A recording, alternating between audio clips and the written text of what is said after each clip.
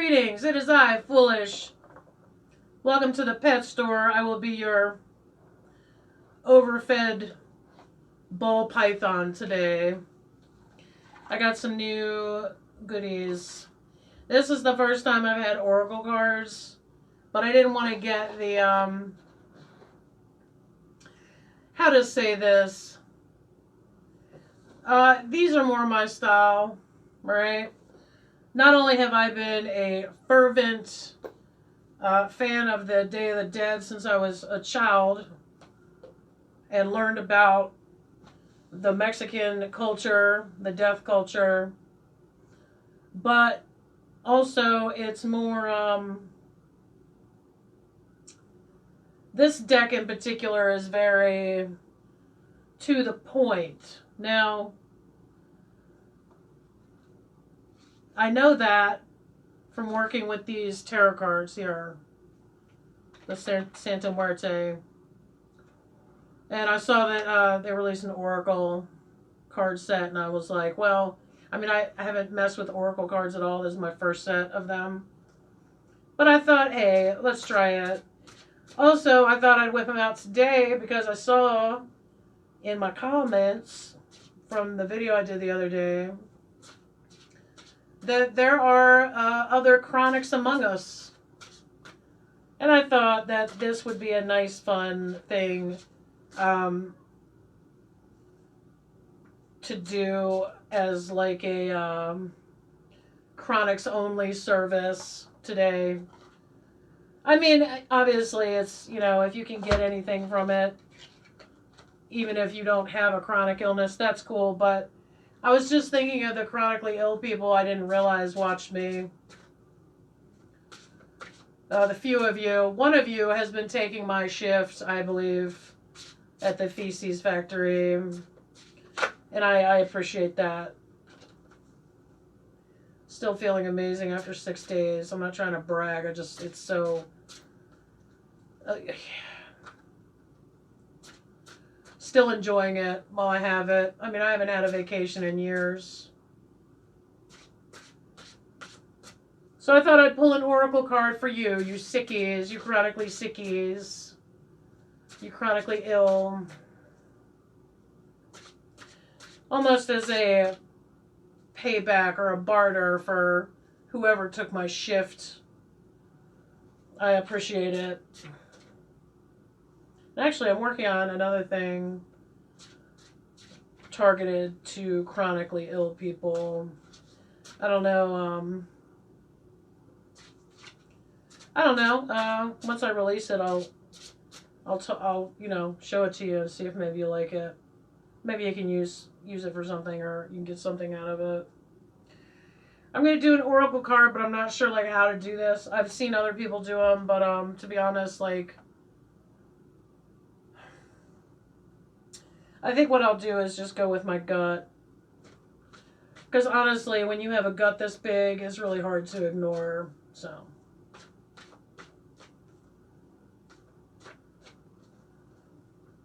Let me just do my usuals. The huge.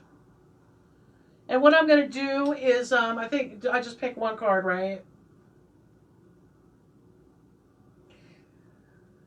I'm going to pick one card just for the chronically sicky, the chronically ills, the you be illin. I'm just going to pick one, and then I'll read it to you out loud. This is what? 20. Let's see what 20 is. I have no, like, absolutely no clue whatsoever.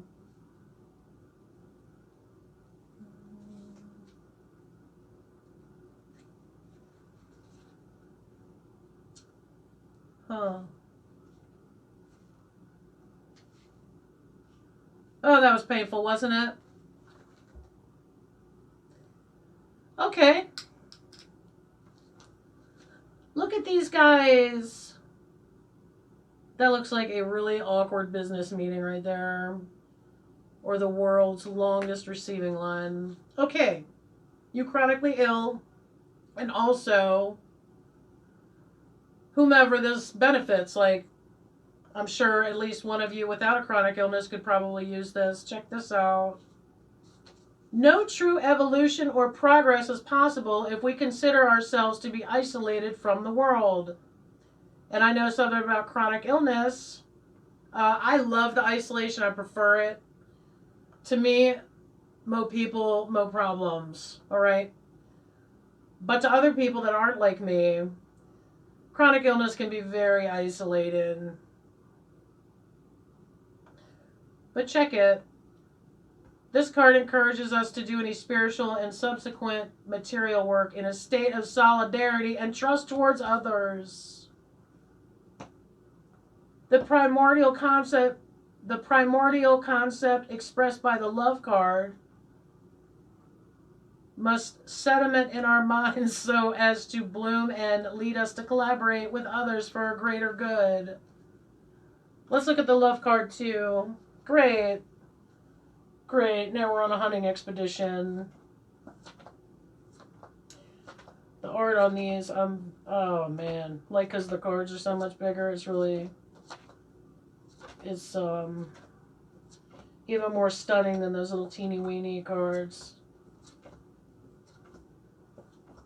The love card, where are you? Which one is it? 4, right? Love card, are you the very last? I knew it. I knew this was going to be the very last card. So silly. I'll read this too since it referred. It's like doing a callback to the love card. And when it said primordial concept expressed by the love card must sediment in our minds, I'm like, my sediments exactly. Ugh. The advice of the dead. Approach your work and your actions in a state of socialness and solidarity, perhaps starting collaborations with those you trust, right? Come on, man, that's great. You don't have to feel isolated, right? I mean, it's a little difficult to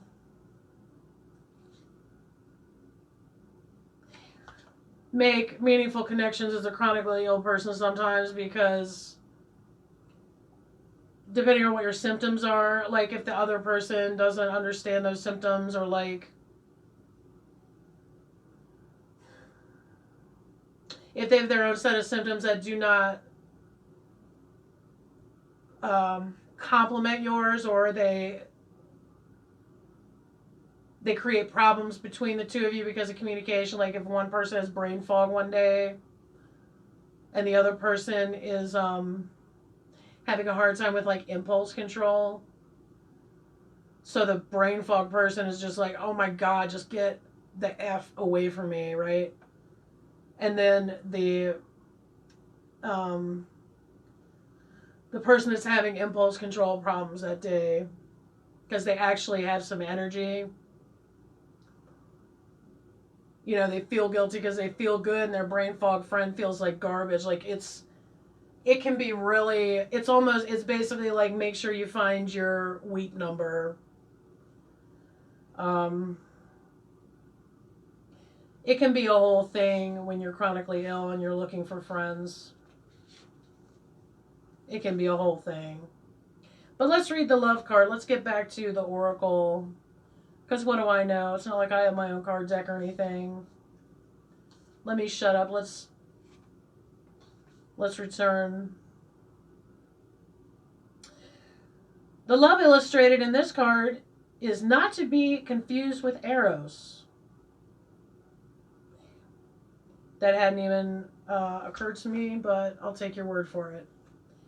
This card represents the original unifying force, the basis for universal solidarity that can sense our evolution and change. It is a continuous phenomenon, a flow originating from the first cry of our universe, of our galaxy, down to the planet we inhabit, a web that connects every single atom and that reminds us that our present derives from the past and that it is in our best interest to act constructively to build a positive future. And honestly, that was such a beautiful sentence, I don't even care that it was a run-on. I don't even care. Get your cardio in, sentence. The advice of the dead for the love card. Act responsibly, bearing in my mind not only your needs, but also what they will cause in the environment you live in.